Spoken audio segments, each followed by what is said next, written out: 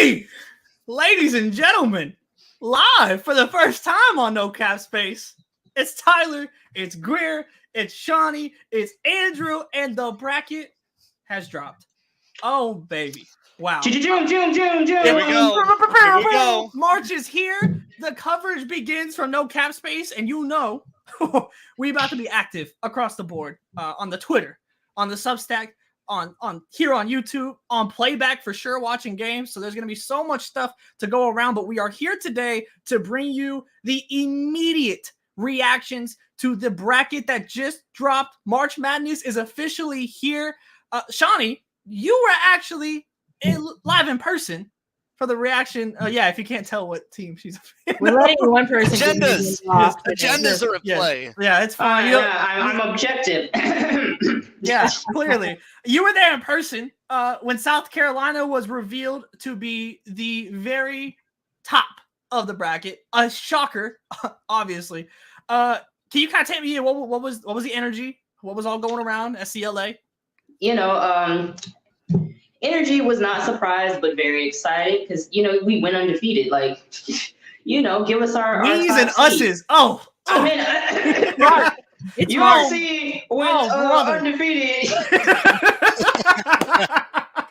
So, Cox were always up. It was never in question. So the number one seed was, it was fun watching them watch other reveals. Because then, like, every time LSU came up, they booed. Iowa came up, and it got dead silent, and then there was like a smattering of boos. So I was like, do y'all hate? I don't know what, I didn't know how to read that one, but yeah, the energy was good. Dawn was excited. She said, we get off work if the game is before 5, she'll give everyone permission. So you're hearing it here now, committee or No Cap Space exclusive, like off work early if it's before 5. There you go. She wrote the doctor's note. That's exactly. Yeah. Let's get into this bracket. Let's start off with South Carolina's region. Obviously the number one seed. First off, the name of the day for the selection committee was Run It Back. That was the name across the board, and it started off from the very top of this bracket here with South Carolina, because immediately my very first thing that I saw was North Carolina at 8, and we know that game got a little chippy in that one, just a little bit, teammates holding each other back or whatever, and a whole bunch of stuff in that one. So I know that was kind of the first matchup that came to mind. But Greer, let's start with you. Just kind of initial takeaways from this, whether it be a matchup, a seeding. What are you taking away from this region? I mean, I'm gonna go down to that 7 and 10 matchup with Ole Miss and Marquette. Marquette, I think they've been ranked in the top 25 all season long. Obviously coming out of the Big East, which isn't the SEC, but what does that even mean anymore? Like this year, what does that even mean? And so that's the matchup that I'm really intrigued by. Marquette, an experienced team. Ole Miss, transfers, kind of ragtag team that Coach Yo's got going down there. So interested to see. I don't recall exactly where that matchup is going to be played, but obviously like a neutral site. So super interested in that one. And then Notre Dame getting in the bracket again, right? They started the year playing South Carolina in Paris and went on to win the ACC conference tourney title after finishing like 4th or 5th during the regular season in the ACC. So, stars, right? And Hannah Hidalgo, the entire South Carolina squad, and then Oregon State, right? Like just you talk about a team that is incredibly balanced, right? They have guards, they have post depth. I feel like they present the biggest challenge to South Carolina in this bracket, but South Carolina is 32-0. So who's to say what a challenge is for them? Right. Tyler, I think the fact that you went straight to South Carolina, North Carolina, and you missed what might be the most compelling potential rematch of the tournament, South Carolina Presbyterian. Real hoops. We all want rematches, and who doesn't want to see a South Carolina Presbyterian potential rematch? Yes. If I'm Courtney Banger, I am sending a cease and desist to the NCAA tournament committee. This is the third straight. It's the third straight year you've had to see the buzzsaw known as Dawn Staley in South Carolina in either the second round or the Sweet 16. I would be furious because it's so. I'd like to see somebody else Third time's a charm, maybe, but I really doubt it. I love the FGCU Oklahoma matchup.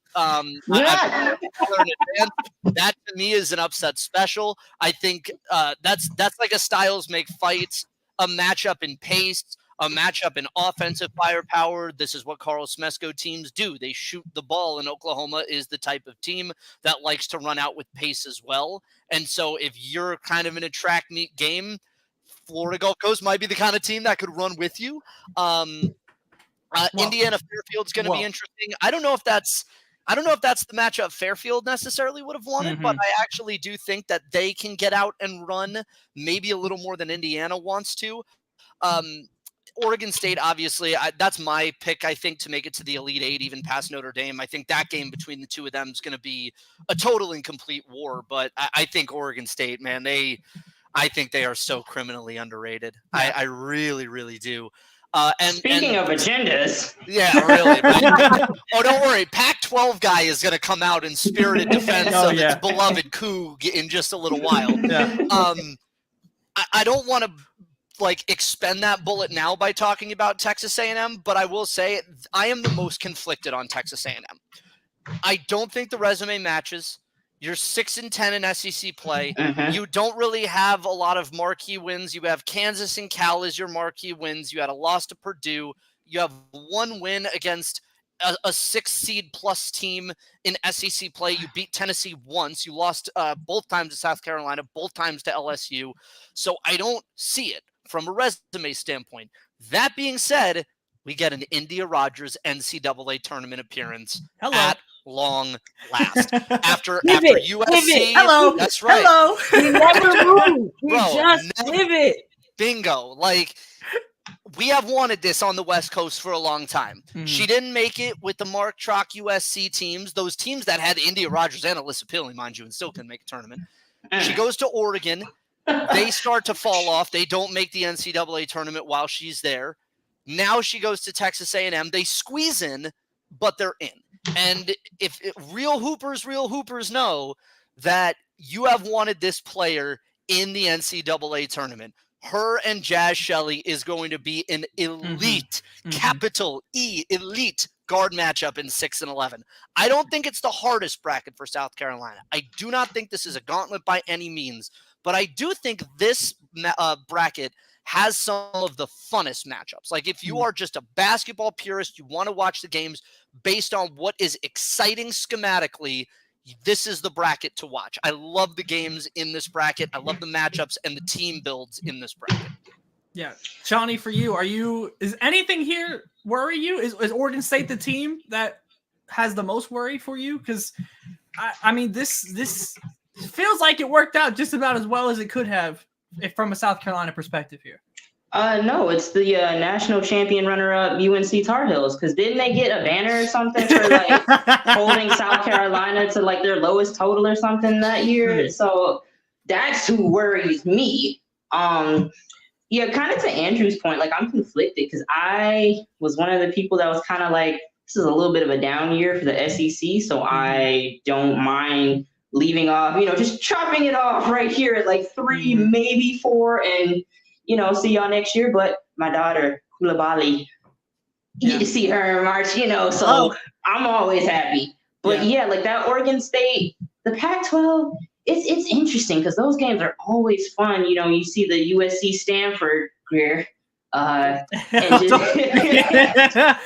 each installment has been fun. So we don't really get to see a whole bunch of the Pac-12 versus South Carolina. So that is going to be an intriguing one, just how they handle that style since Oregon State's been through that gauntlet. But, definitely see how this installment of the Carolinas battle, if they get there, I don't want to, look too far ahead. But, we are projecting here. First off, I want to say that you said USC Stanford, and I thought of Southern Cal. Second off, okay, so now Andrew's not here, and now you got to be Andrew. This is why rumors start. That y'all are the same person. We are. This is why rumors start. That's ridiculous. But I will, obviously, I guess, talk about my team, Oklahoma. Oh, No. Don't be afraid to claim them You now. know what? Please. No, I'm not afraid to claim them. That was my journalistic integrity. Like, do I? I think it's out the window. Once Shawnee showed up with the Gamecock. Well, I also have like OU logo stuff back here, so Yeah. I'm not really hiding it. But that scares me, Florida Gulf Coast, because as Andrew said, that is absolutely a team that is comfortable with running. I think that's where Oklahoma has been better this year than in years past with Jenny Baranczyk when it comes to being able to slow down. There was times like, especially I remember last year in March where when they played UCLA and they just couldn't slow down, and because of that, they never were really able to kind of get comfortable in games. And I think that that's something that they're now capable of doing, which, definitely makes me more confident when it comes to them avoiding upsets. But I mean, I think that across the board that South Carolina, and we'll dive more into this, you couldn't really be much happier with this bracket. I mean, there's Oregon State is the team that is the threat to me if you were to pick one. And even then, like any South Carolina not making it to the Final Four would be a genuine shock. Like, and obviously, like, they've been the best team this year, but if they don't make the Final Four, it's your fault. That is 100%. That is a drastic shock. We're writing that down. Yes. So that is 100%. I mean, I don't want to say no excuse, but there's no excuse to not make the Final Four this year. You're undefeated. You've had everything up to this point. You've been able to win. Now is not the time to start playing, especially with a bracket like this. Looking at the chat a little bit, because we're tapped in with the chat. South Carolina has an easy bracket. They are definitely winning it all. Well, I can see it. Back up hold on a second. Back up August. I mean, listen, number one overall, like, that's still very common. You know what I mean? It's not. No, it is. It's just it's still a young team, and I think that record it's technically still a rebuild, and I know nobody wants to hear that because it's like you won the conference championship, you're undefeated, you're number one seed, do big girl things. So I'm okay with it. I'm okay with the expectations, but just from a rational standpoint, knowing that coming in, this team was young and fun and supposed to be unpredictable. It just we'll see what this is and how my nerves handle it. I am with you, Shawnee. I'm hesitant to make this about titles or bust for South Carolina, because here's the tricky component of this, right? We're kind of at that point with Dawn Staley and this team. Like, there's only so many times you can do 32-1 or whatever and make it into the Final Four before we start to put you in the Gino Auriemma Pat Summit type tier of all that matters is the titles and the legends that you are chasing. But I also don't want to turn South Carolina every year. And I'll freely admit, I kind of did this year of like, well, I mean, they're going to win by 30 over Kentucky. So why, what is there for me to watch until we get to March with them? So I'm hesitant to do this because I don't want it to turn into this being a situation where they are a team that we don't care about until now. And I worry that if the priming of the narrative with South Carolina is they'll win a title prohibitively, if we are not unintentionally feeding that notion that this is not a team that we need to even worry about, watch, talk about, or consider until this exact time in the year. And I'll fully cop. I did that this season, but I'm hesitant to dive fully into that, because if something happens where they don't win a title, do they suffer the repercussions of that next year, where it turns into we don't care until late March with you guys? Yeah. I mean, it's the expectations. Obviously, now you have program expectations that are different from year by year expectations, and seeing how that's going to get balanced within the conversation is going to be very interesting, frankly. And obviously, the disappointment at this point by a large group of the women's basketball community, if you like, there's definitely title or bust expectations by for sure, like a large crowd. So yeah. So that is, I think not title or bust is probably is the minority within all of the conversations here across for South Carolina. But going back, but it's also kind of like, go ahead. If you want to be a new blue blood, we got to win titles. Hello. Yeah. So I it's mean, like, that's what it takes. Yeah. it's rarefied air up there, and part of getting into that club is rings. So I don't want to say it's put up or shut up time, because it's just so much going on. So Yeah. I thought Greer was about to flash her rings or something. Do the Tom Brady hold up. Yeah. Oh man, that's good. All right. Let's look at the chat very quickly. Joe said, "Can I say this? This is BS that only 7-pack teams got in." Joe, I promise you, we're gonna. Don't worry, get to Joe. that. We're getting to it. We're gonna go region by region, and then some general thoughts after we hit every region. Did I miss the possible UNC versus SC rematch confo? Yes, that's what we kind of hit on first. Summary is they messy as hell. That is that is the summary here. I will say, Tyler, it would help having 5 and 4 switch, and we host first, second rounds. We as in Boomer Sooner. First off, hello. What's Not up? like allies. What's happening here?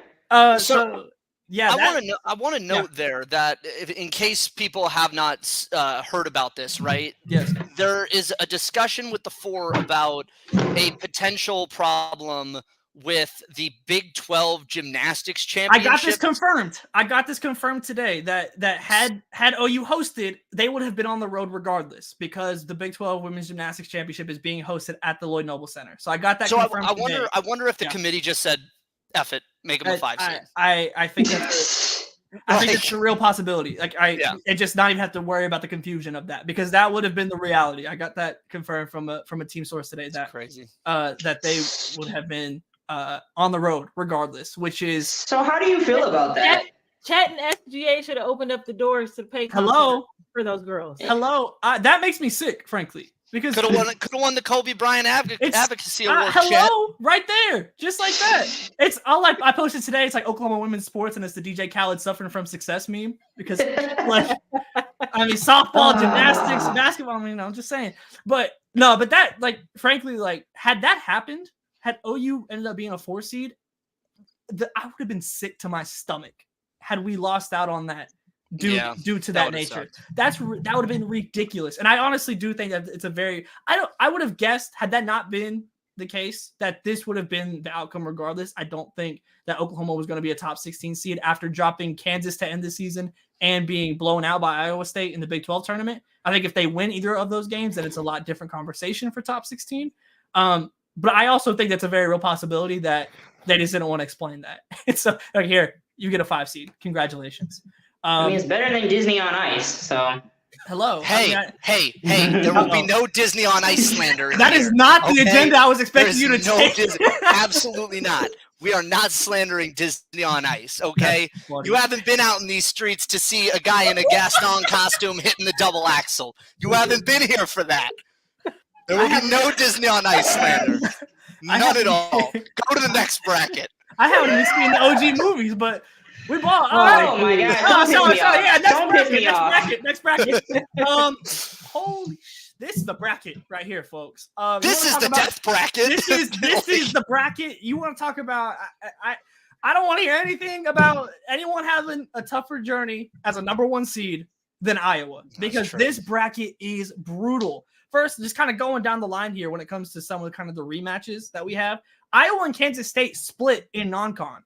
And that was with and without Ayoka Lee at different points. So you're talking about a Kansas State team that is completely healthy. Like they lose to Texas in the Big 12 tournament, but obviously that's not that it was a close game, not some drastic loss to a bad team or anything of that nature.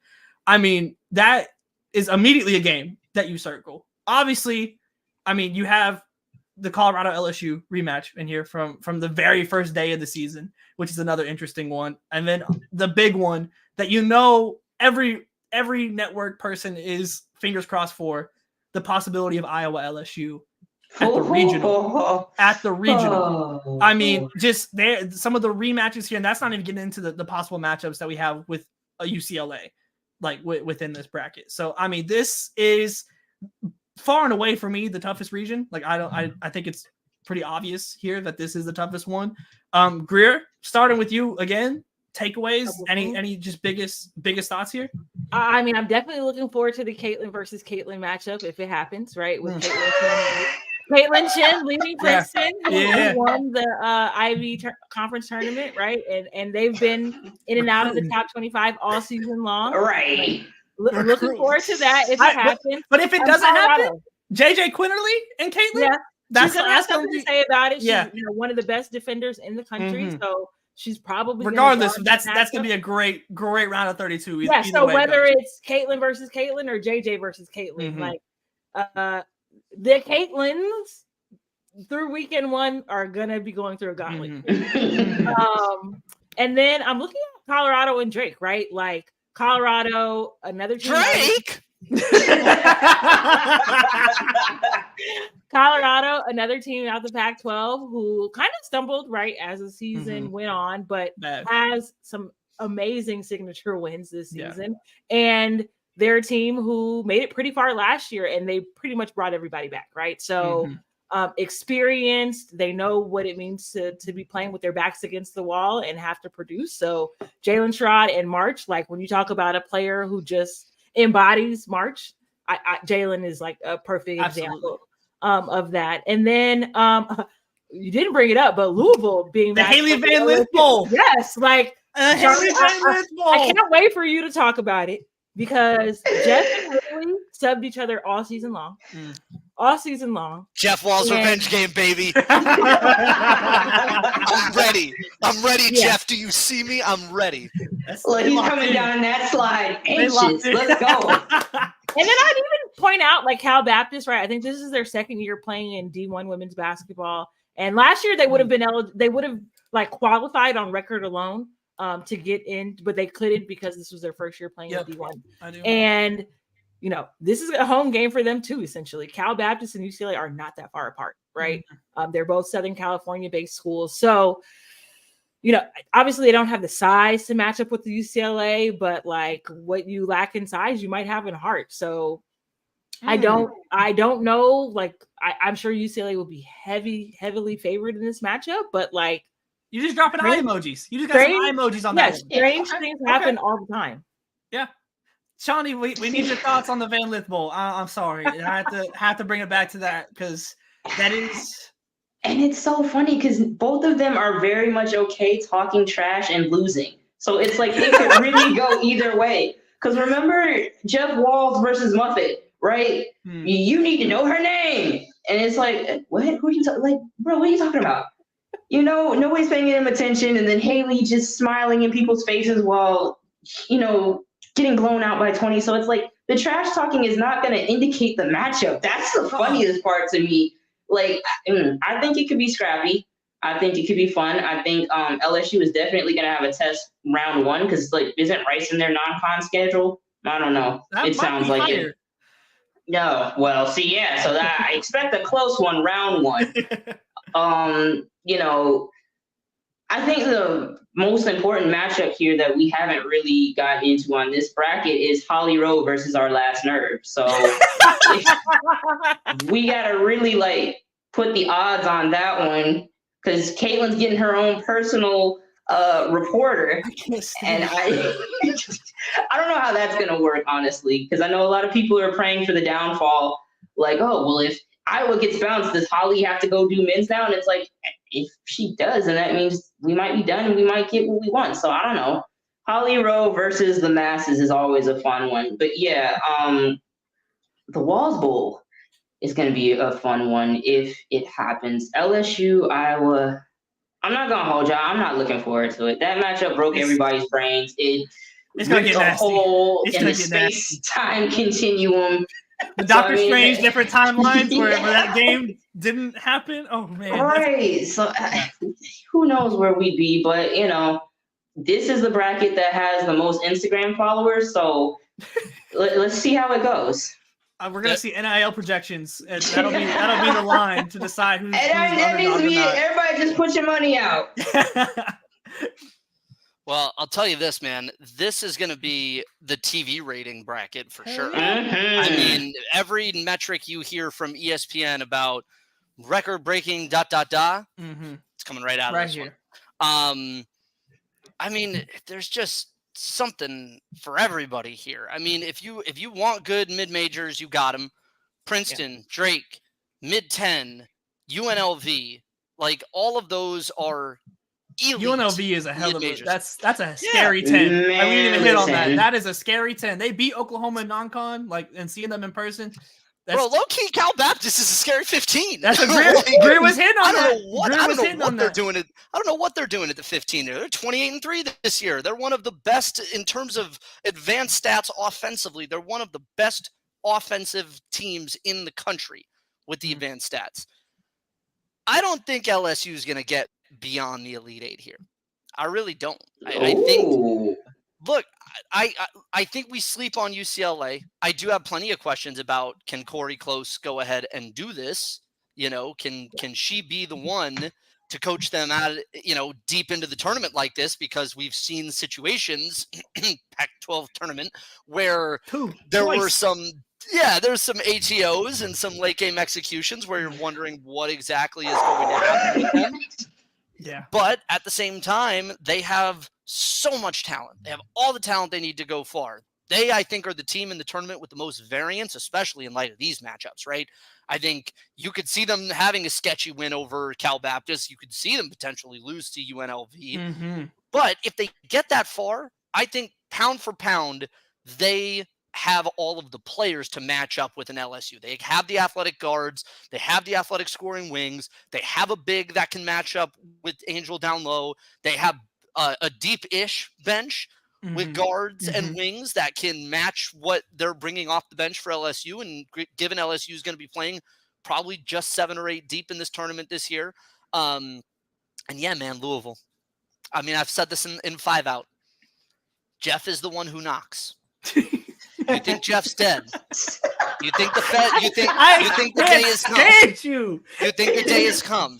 You think, oh, Jeff effed around, and now Jeff's gonna find out, and now the Feds are outside his door. You know what? Jeff paid the Feds off before you even saw them there. They turned the guns on you. That's right. That's right.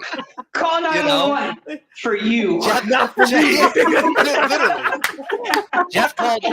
Jeff called in all his favors before the baptism. Okay, you think Jeffrey Corleone is on the ropes. This is the most analogy I've ever seen. What are we doing here? But Jeffrey Corleone called it in before you even thought he called it in. I just We're can't getting do this. deeper and deeper. I can't do this with Louisville. So what you're saying is Jeff called today and said, put us in LSU's bracket. I'm saying do not rule out a very stupid, like 49-46 Louisville win in the Sweet 16. Don't rule out nasty basketball winning the way. It just feels that way. Outside of that, Colorado and Drake, absolutely terrifying. Princeton and Iowa, if we get that, is going to be horrific. If you're an Iowa fan, just clench the whole, just like this the whole time. Just clench. I wouldn't be able. That game, I couldn't do it. I couldn't do it. Okay. Yeah. I know. That's all. I know. For me, I mean, I and a player that, as we've been watching games on playback, which we're going to be doing throughout this tournament, so make sure you're tapped in. But a lot of games have been Pac-12 ones, and UCLA has been a team that we have seen pretty frequently as we watched on there. I'm looking at Kiki Rice and seeing what level of consistency she can hit throughout this tournament. Because when she's on and can look like the caliber of player that she has the potential to be and can be, man, UCLA is terrifying. But she has a tendency sometimes to kind of fade into the background.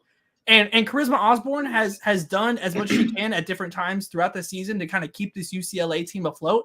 And there's honestly, when it comes to kind of senior guards, older guards, you're not going to find many better than Charisma Osborne to try and keep your team afloat and kind of get through the muddy waters of some of these games. But that's just something when you get deeper into the tournament and everyone has star power, you kind of need all hands on deck. And that's when I'm going to be kind of interested in seeing how Kiki Rice can do that. I think she's more than capable of doing it.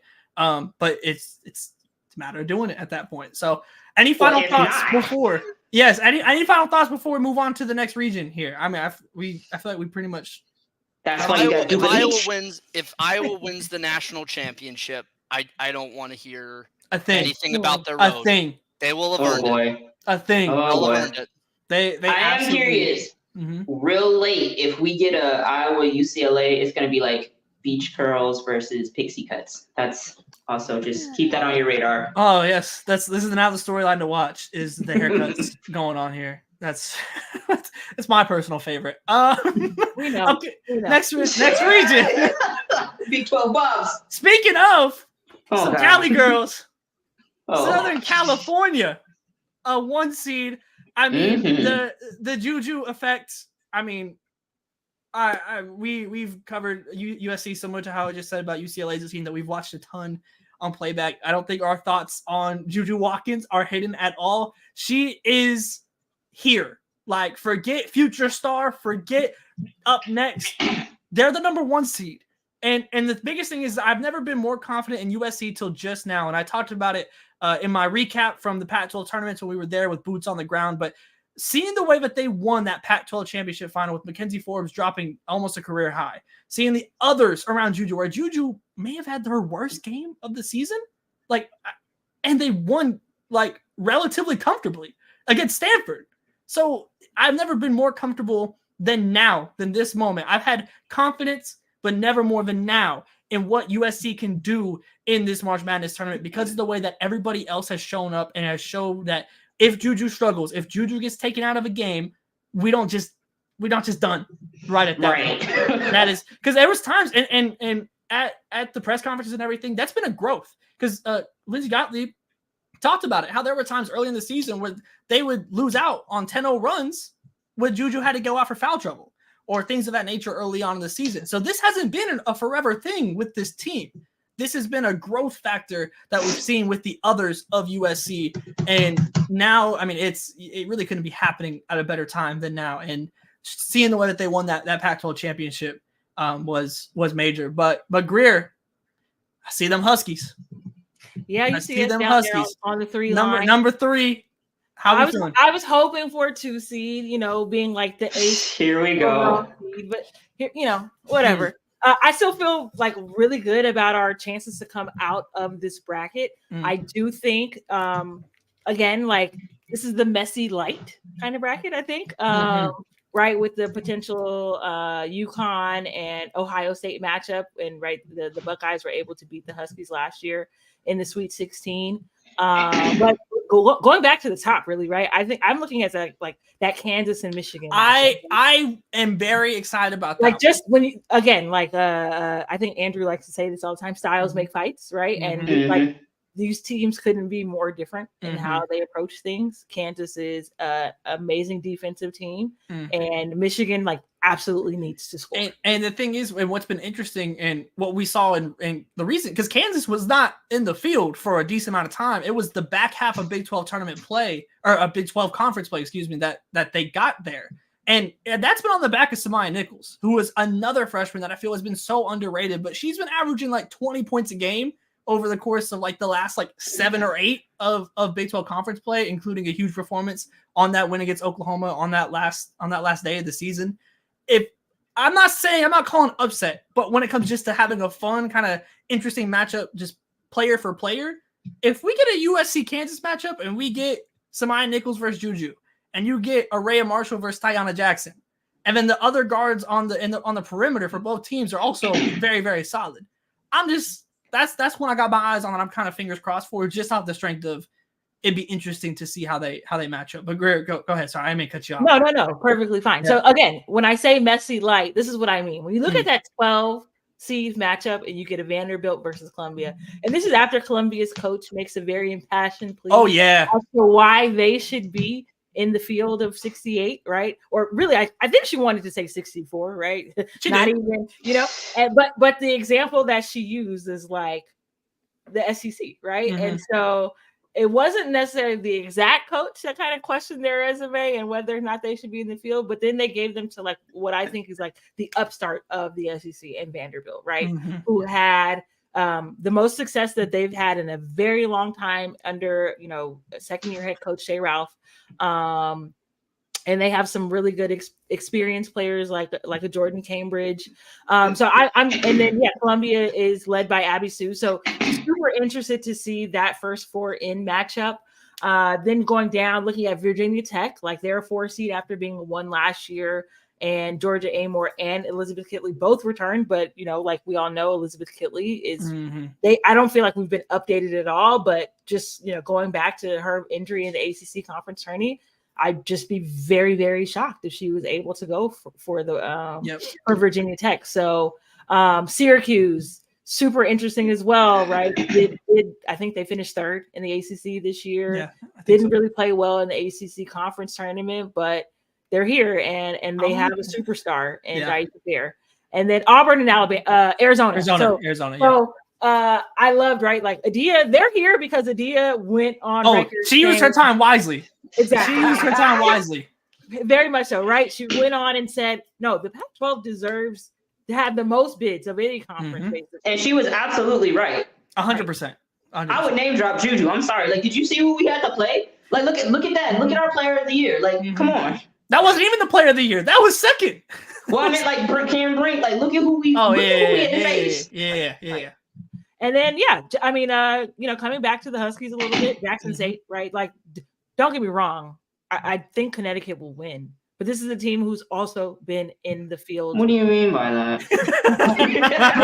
They've been in the field. They ran wire to wire in the SWAC and did it and won both the regular season title and the conference tourney title. And Coach Reed is I won't say coaching for her life. It looks like good things, bigger things might be on the horizon for her because she hasn't renewed her contract. There's a bag somewhere. Upset against Connecticut. Like she could be the richest woman in America after that. Like, put that new contract. When contract talks gonna go crazy with the win there. Yeah. So messy light, and I'm loving it. Yeah. Shawnee, how about you? What's sticking out to you from this one? Basically what you said about like styles makes fights, because outright there is no one team that I'm like, oh, this is, they're gonna straight up knock USC out. It's like a lot of these teams have the potential to make it hard. So it's very important that they're learning right now how to play without Juju, even though, she's not going anywhere, obviously, but, in case she has that. But, she could really make a legendary run here and, knocking off some really, really good teams. Shout out to our former guest, Liv for Hoops. We was talking, HBCUs and what the seating should be. And we said it needs to be higher than a 15, 16, but now I'm just like, at what cost? Like, they always do this, bro.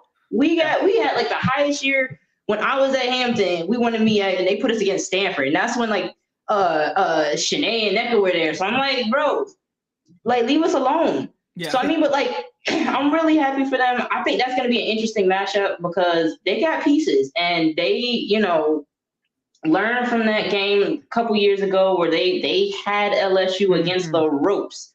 So to come back with the experience, she's had some good non-con games for them. So it's not like it's going to be a surprise. Within the SWAC, it was a bunch of teams that also had really good non-cons and got those Power 5 wins. And they, so they're battle tested coming out of the SWAC. So that could be an interesting one for UConn. And if there is an upset, I need you to understand, I'm outside with it. I'm so sorry, sister. I'm outside with it. Black History Month, let's run it back. Yeah. I'm about to get my kufi and we outside with it. So, I like I said, I don't see an outright they're overmatching them. I think from top to bottom, they're going to give them a run for their money just off the style of play and the cohesion that these teams have. Because they're, Ohio State has big names, but they're not super, super reliant on just one person. Everybody has their job and everybody does their thing. So, and also remember that USC absolutely embarrassed them at the beginning of the season in Vegas. Yeah.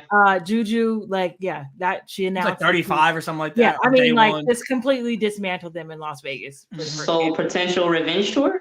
Yes, that is what another one. I guess the name of the bracket was Run It Back. That is the name of this, and that's probably what the committee did. Was just do what we did last year. Yeah, it was fine.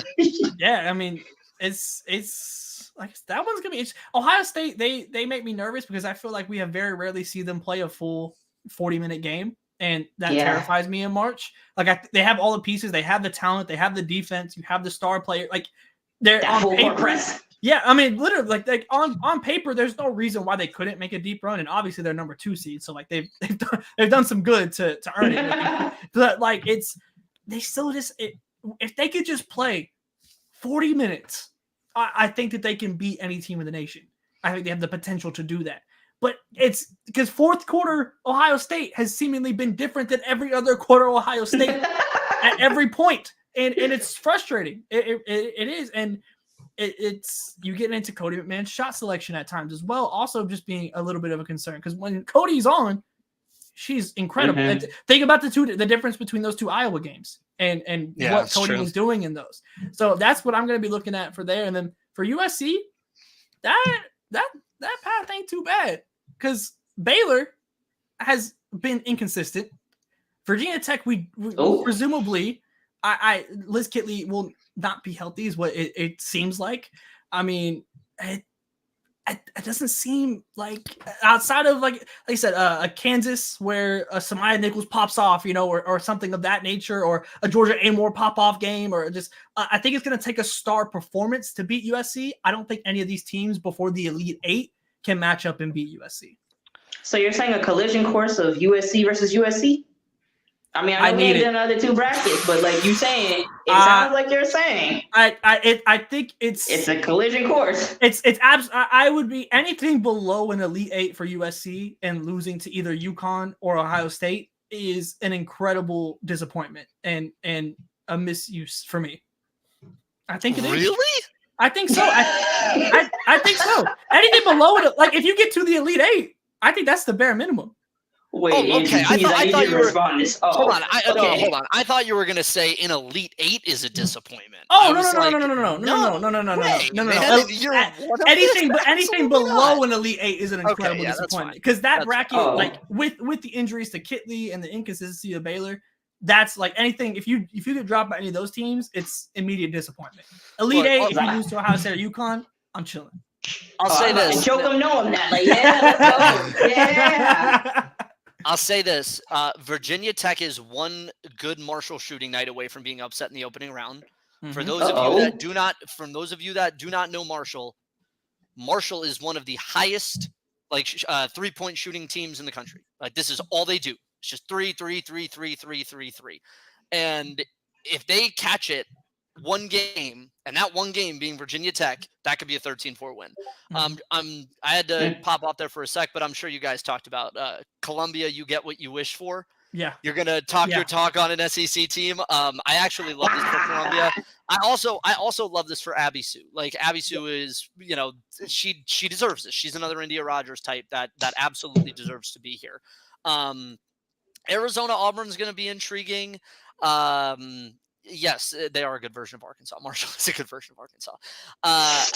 Michigan's another team where I'm like, okay, like, yeah, as a 9, maybe. I feel like that was we didn't have enough 9 seed worthy teams, so we gave that to Michigan.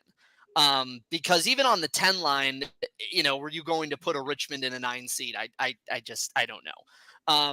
But that seems like an all right lift for USC to get pretty much to the Sweet 16 and into the Elite 8.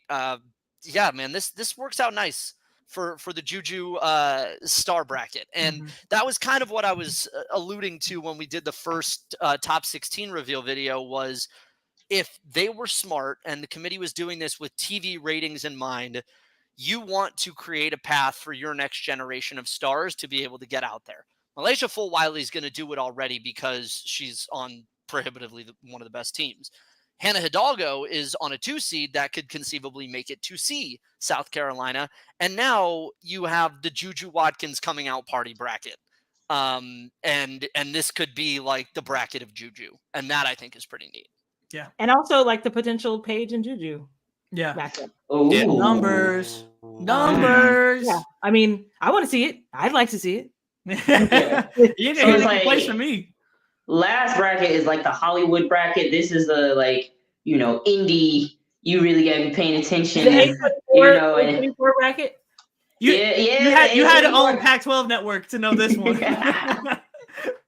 No, I'm with it. Like I completely agree. Like this, like I said, USC, they have the path. 100%. You was about to say it. The Messi light though. There's some fun matchups in here though. First 4 in games being SEC Pac-12. Just committee, bravo. Yeah, bravo. They knew what they were doing. Yeah. All right, let's move on to our final region here. Because the Big 12 got a 1 seed. The Texas Longhorns, the champions of the Big 12 tournament. Let me talk about Texas real quick, y'all. Because let me talk about Texas. Because first off, when Rory Harmon went down in the middle of December, everything could have absolutely blown up and everyone would have understood. It was like, you lose Rory Harmon, that is your engine, that is your heart, that is your brain. Anything you want to call it, Rory Harmon was it for Texas. Enter Madison Booker. And Madison Booker is, I feel like, the most underrated freshman, even though she won co-player of the year in the Big 12, which should have frankly just been player of the year. What she has been able to do, she went from playing a forward in non-con to then playing point guard the rest of the way. The defense that they have with Shaylee Gonzalez, with Shea Holly, this is a team, they have the size as well.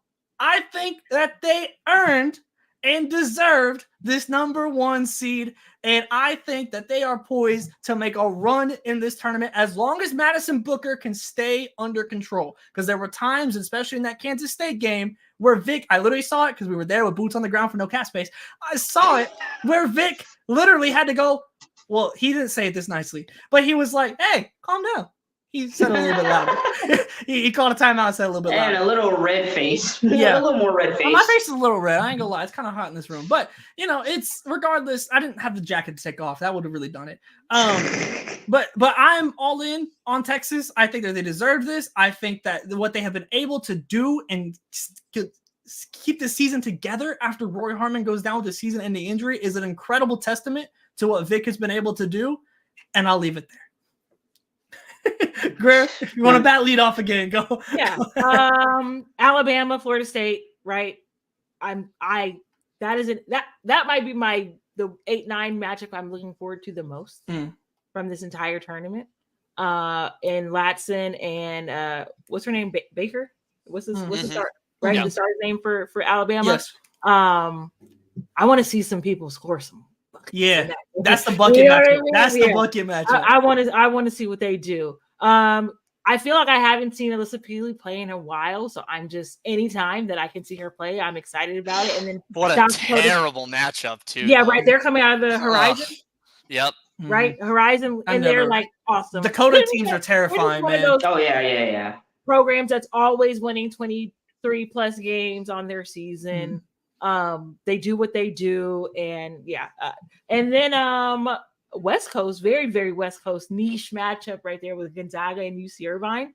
Gonzaga, a very embarrassing loss in their conference tourney championship, as far as I'm concerned. Like that is not that wasn't great. So looking to see what they can do coming out in their very first round, and can they make a statement win versus UC Irvine? Because I think a lot of people are looking at them as easy marks. Tennessee, like good on you for getting a 6 seed. It was looking Tennessee scary for a while there for Tennessee. We didn't know, but that showing in the SEC conference tournament, I think, is obviously what gets them here on the 6 line. NC State, my firstborn child, Sanaya Rivers. Loved her celebration today too. I don't know if you guys saw that. No, I caught it. But A+, I taught her well. Iowa State, I'm projecting ahead, and I hate to do this to my green and gold sisters, but I want to see Audie Crooks versus Kiki and Cam. Here's my money. I'm giving to you right now. Yeah. I want to see it. Yeah. That was my first thought. Whenever I saw that was the idea of Addie Brown and Audie Crooks, obviously freshmen that have been hooping, especially Audie Crooks, especially in Big 12 conference play. The idea of those two duos matching up against each other, I need it. I need the matchup. I need it. Shawnee, what are you feeling with this one? This whole bracket is interesting to me because it's like it could go either way bracket. We'll watch them at their best and see what they do, and they're like, this is amazing. And then we've watched them hit skids, like Utah. Yeah. Peely got everything she wanted against USC, but then they have some like stinkers in the Pac-12. So it's like, it depends on what we get. Same with FSU. Taniya Lasson, we know she's a bucket, but it's like sometimes there are those nights and it's like, they go as far as she goes. We'll see what we get. And you have that all the way down till you get to Maryland, because it's really like, we'll see what we can get. Mm-hmm.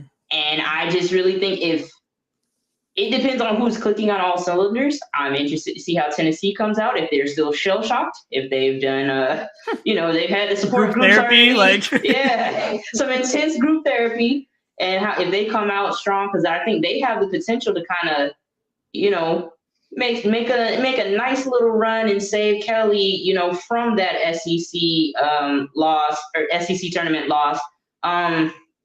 Getting down to NSU once again. We didn't get the 16 seed, but it's like, at what cost? Because Stanford? Yeah, congrats, you get Stanford.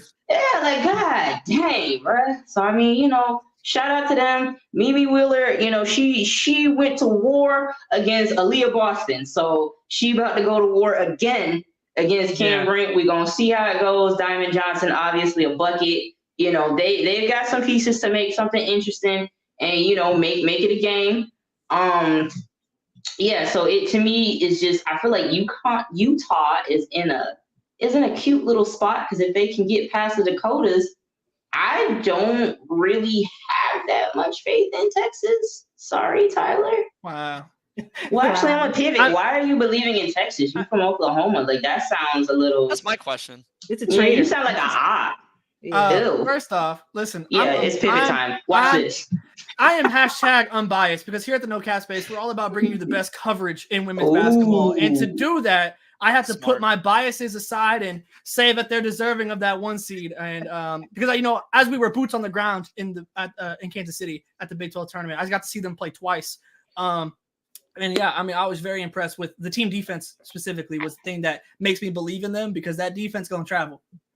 I want to see Vic instructing more girls on the net trim too. He was in there. I feel like that was the most underrated social. He was full on. It was full on. Like, all right, turn this way, hook him. You don't know what I'm referencing when I say Miss J, Tyler. You don't know what I'm referencing. I don't know what that is. No. But Tyler, but Vic Schaefer was giving Miss J energy, and I absolutely loved it. That is funny. Tyler, I do want to congratulate you on that amazing counter pivot into promotion. Like, that was masterfully I learned done. from the best. I learned from the best. I do. And the thing is, okay, so defense travels. Yes, I know. However, so does Jenna Johnson. Right. We're in for a Jenna Johnson masterclass, bro. Somebody getting in foul trouble. Somebody getting in foul trouble. I want the revenge tour. I want the Jenna Johnson revenge tour. That would be funny. Jenna Johnson getting past Texas and getting into the next side of the bracket on some free throws. Revenge tour. Everybody, let's run it back. Revenge tour. Like I think this is my favorite agenda I've heard so far. Yeah, I'm all in on the Jenna Johnson revenge tour. I think we can all get behind this one too, which makes it the most fun. Also true. So this bracket, to me, this is the elite mid-major potential upset bracket. So teams, first of all, I'm floored UC Irvine's at a 13. If anything, you should flip Norfolk and UC Irvine, because I don't get why a Big West team is even sitting up there that high. That should not be. I watched them. I watched their tournament. They are not better than Norfolk State, point blank, period, full stop. But beyond that, Green Bay has wins over Creighton, Washington State, 9-point loss to Maryland. Chattanooga is 17 points away from being 32-0 this season. 4 losses by 5 points or less. It was 5-4-4-4. On top of those two teams, you've got Gonzaga, who's already a mid-major, WCC. South Dakota State, who is completely freaking terrifying every single season. This could be a scenario where you have 4, 12, 11, 14 in that stretch of bracket there. Chattanooga beat Mississippi State earlier in the year at Mississippi State when Mississippi State was rolling. So these are really good, really dangerous mid-majors that if you do not come up to play for, it might be over for you in a hurry. And if you think you're going to walk through them, it might be over for you in a hurry. Utah's got the best chance here to get to the Sweet 16. I do want to see Florida State advance because I would like to see Tanaya Latson versus that Texas defense. Stanford, I mean, baby, this is it. Like the bracket is tailor-made for you to go to the Elite Eight. If you do not do it this year with this group after getting bounced early to Ole Miss last year, then we probably need to have some conversations about how you are recruiting and developing your guards, because that's been the big question with them this whole way through is you've got Kiki, you've got Cam Brink. What are your guards? Get busy, your guards Diamond. bring it? Get busy. That's right. That's right. Hey. So this might be something a little funky early on for them, especially when you're looking at an Iowa State team with Emily Ryan. You're looking at a Maryland team with good guards in here. NC State, if they make it that far, they got Sanaya, they got good guards. Tennessee has good guards. Like their matchup scary. So if Talana Lopolo and Hannah Jump and Clardy and Ogden do what they got to do, they will advance. But Stanford, this is your time. You have to do it in this bracket. Yeah. No, I completely agree. I mean, this is the one, and I think if they lose this, it's going to come down to that guard play, because that's what it's going to kind of be hypothetically if we make it to the Texas Stanford matchup.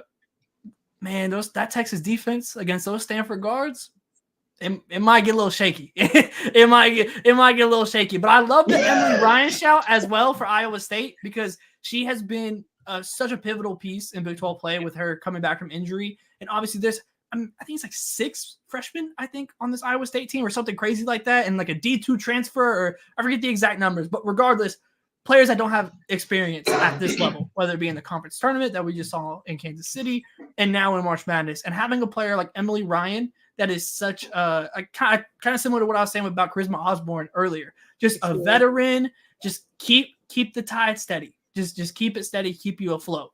And I think Auden Crooks is super hungry, right? They had the images of her watching Texas's celebration for winning the Big 12 conference tourney. And I don't know. I just feel like I've watched them in a lot of big games this year, and like they never fail to show up, you know? Yeah. And that's the kind of spirit you need in March, obviously, like the belief that you could just do it. And I like their chances. I just really do. I think they are a battle-tested team. Yeah.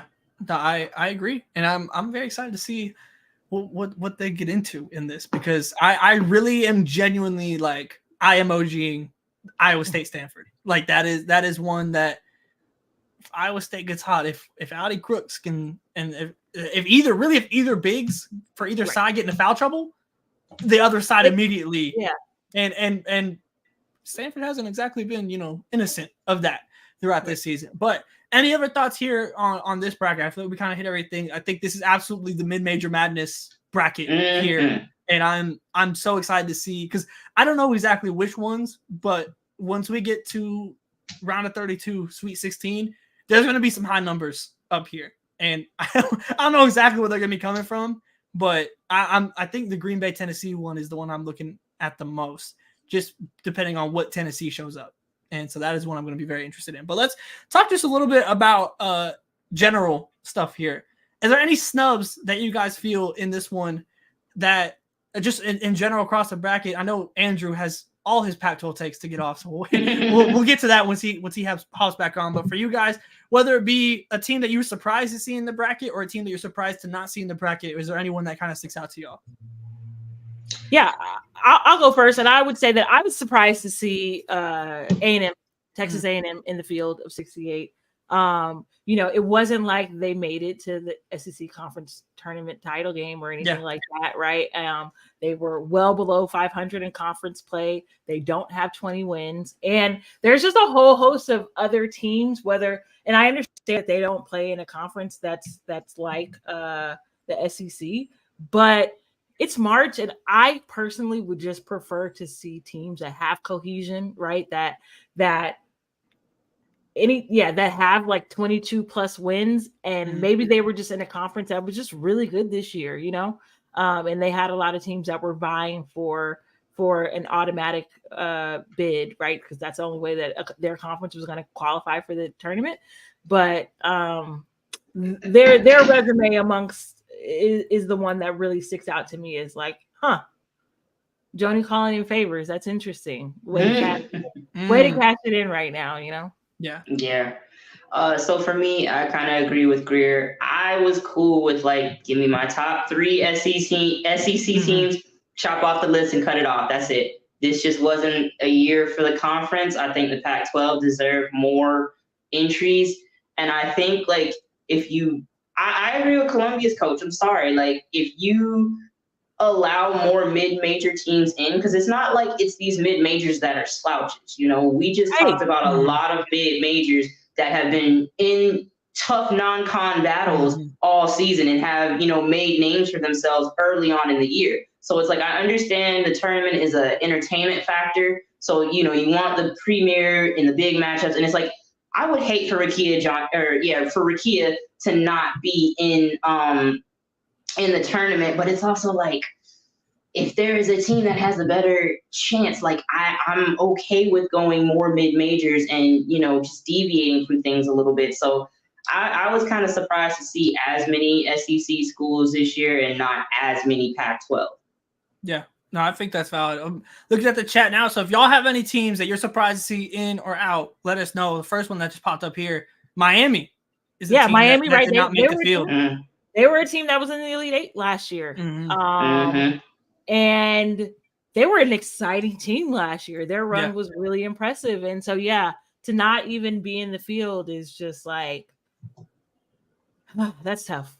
That's tough. Yeah, it's brutal. And I think that's also, it's interesting seeing how they weigh the different conferences, because Miami versus A&M, when you think about the ACC. Yeah, I think they were 8-10 in conference, or a couple more wins than what A&M had in conference, even though these are different conferences. Yeah, but I love that this is actually a real conversation to have in the women's game now. There are actual snubs. That just goes to show how much the game has grown, and that there could be a handful of teams that felt like their resume was strong enough and they're not in the field. Give me more. And in this essay, I will explain why Niagara was robbed. No, but I think you're completely right, because the fact that we even get to have these debates now, and the fact that we have a whole region that we think could if it ended up just being all mid majors, we'd be that's so fire. That's so dope that we've reached that point of women's basketball parity, that this is gonna be some for real madness. There's no just chalk across the board anymore. We're getting madness, and I'm excited for it. I'm trying to wait for Andrew to come back. I want him to get his agenda off, because the Pac-12, I don't understand how. I thought, for me, it just feels like a no-brainer, I guess. And maybe I don't want to throw out So Washington State. Yes. numbers, person, coach, numbers, Italian person. reference. Temptations. But no, it felt like such a no-brainer to me that the Pac-12 would just of course they're gonna have the most teams in. We've been talking all year. It's that East Coast bias again, right? I genuinely think that's what it is. It's you don't want to just kind of throw around people aren't watching, but I frankly, if you're watching the games you could have been with us on playback, then I don't understand how you don't immediately it seems like a no-brainer to me that the Pac-12 is the best conference. It's the bloodbath, especially in the Colorado and Utah didn't get buys in the tournament. Right. That's ridiculous. That's not normal for those. Yes, they had their skids, but why? These are good teams. Why did they have their skids? It's because the Pac-12 was the best conference in the nation, and it wasn't remotely close in my eyes. They were a clear tier above everybody else. So seeing that, you see a team like Wazoo get left off for some like an A&M, for example. It just I can't equate it in my brain. Yeah, I'm perplexed as well. Man, let's see. A&M got rewarded for playing a somewhat competitive game with SC. They must have considered the Rogers injury too. You saying they hung a banner like UNC? Uh-oh. That can't be the highlight of y'all season, man. Yeah. Aim higher. Not the almost. Not the almost, but for you guys, I think we kind of touched on it. Easiest path is to go to South Carolina. Like, is that just kind of the immediate yes here? Let's bring this back up. I mean, in terms of number one seeds, because to me Stanford, but they're not a number one seed. Mm-hmm. So just in terms of top seeds, I think Stanford has an easier path as the second. Yeah, right here. Mm-hmm. Yeah, I mean, I think that's a good shout. I think both USCs honestly have pretty favorable routes. And they're going to be able to go to Portland too, right? Which is just up the road. Yep. Mm-hmm. But yeah, I mean, SC, I think, and talking about South Carolina, yeah, they were the number one seed. They went from, second week of the season. They've been the number one team in the country since then, and they deserved it. It would have been a shame if the committee would have put Iowa or LSU in their quadrant. It just would have been. So yeah, they deserved it, and let's see if they can make the most of it. Yeah, I mean, that all adds up to me. Do y'all have anything else to kind of? Like I said, Andrew might just have to get it off on Twitter at this point. He will. He will. He will. Where's Cream at?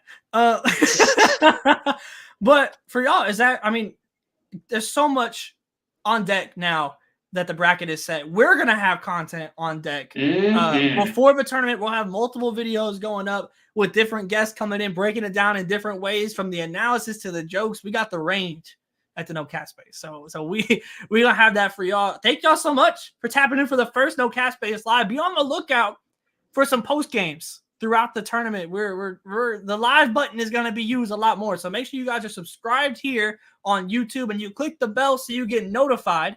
Across the board, you have our Twitters that you can go find at No Cap Space WBB on Twitter. You also can find all of our content on there. It kind of just houses everything with the Substack as well. Our print work. I know there is an article dropping tomorrow that is incredible. Phenomenal. That Andrew has worked on in the way that USC has connected with the legends. And speaking of legends, we got some interviews with some legends on here.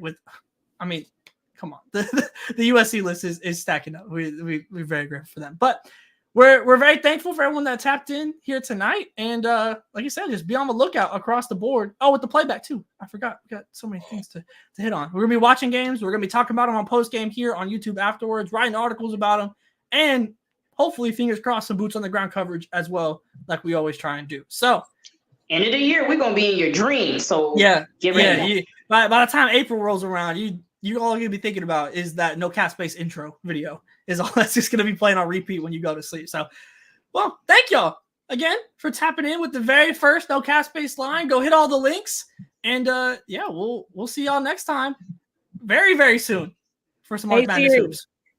Play March Madness by Future. You're gonna get us copyrighted. I'm ending the stream.